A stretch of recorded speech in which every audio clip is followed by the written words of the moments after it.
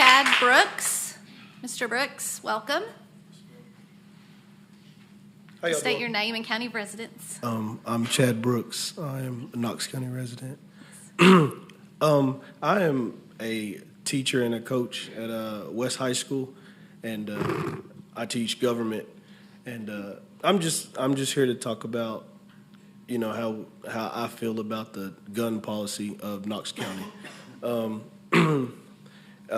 We were in class and we were talking about the Second Amendment, and I asked my kids, if we have a gun in school, because at West High we've had a few, kids have them or whatever, and I just asked them what should be the consequences. I got a bunch of different answers, and I said, what if a kid brought a gun to school that they had to pay $100,000 and they got 20 years in prison? My kids were kind of like, that sounds crazy. And I just asked them, I was like, is your life not worth 20 years? Is your life not worth $100,000?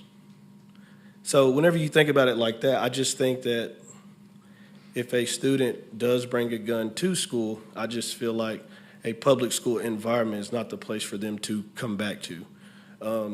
We've had several, instances that are close to me or that I'm involved in, and kids will come to school and have a gun in some form or fashion, and they'll be back in a public school, whether that be at West High School or at a different school.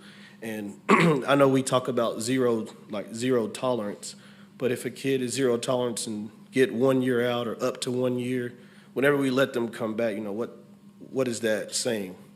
I mean, I get that we care about our kids, and every kid deserves some form of education.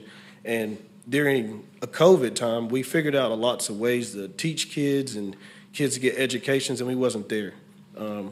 So I'm just here to request that we look at that policy. I don't really know what it should be, but I just feel an obligation because I told my students I'd be here, so I came.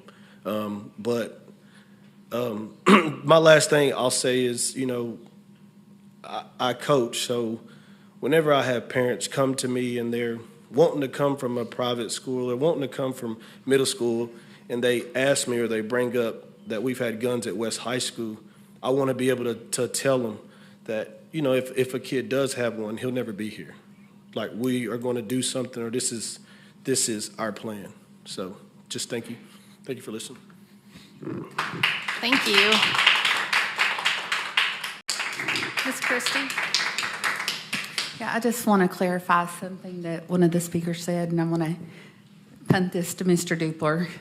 As far as children or students coming back after having a firearm in the building, can you just speak to the state law and the limit, the 180 days, I believe, is the zero tolerance, right? Is that the max? Because I do think there's some confusion out there as to what the law is and what we can do as a district. Mr. Dupler. Thank you, Madam Chair. Ms. Kristi. State law says carrying a firearm on a school campus is zero tolerance, as has been mentioned.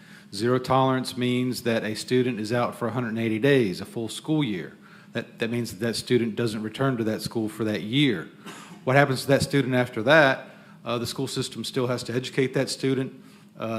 Free and appropriate public education has been mentioned in the Tennessee Constitution tonight.